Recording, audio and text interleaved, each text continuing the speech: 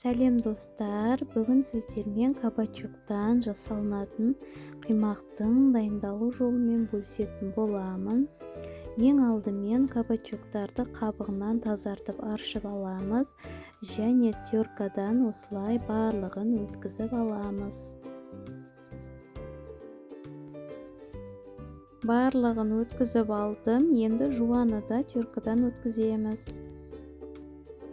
Енді кабачоктың үстіне жуаны қосамыз.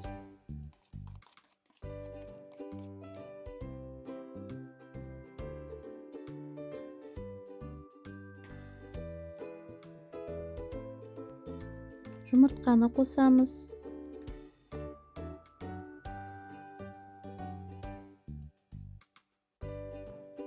Одан соң ұн қосамыз. Мен осындай рисовая мука қостым. Және тұз бұрышын қосып, венчикпен немесе қасықпен жақсылап араластырып аламыз.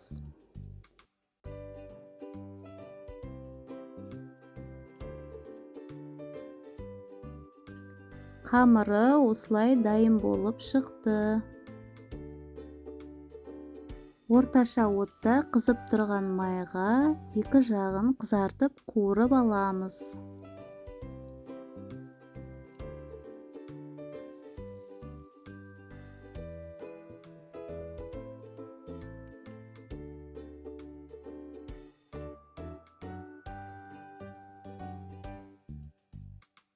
Қимақтарымыз дайын болды, ас болсын.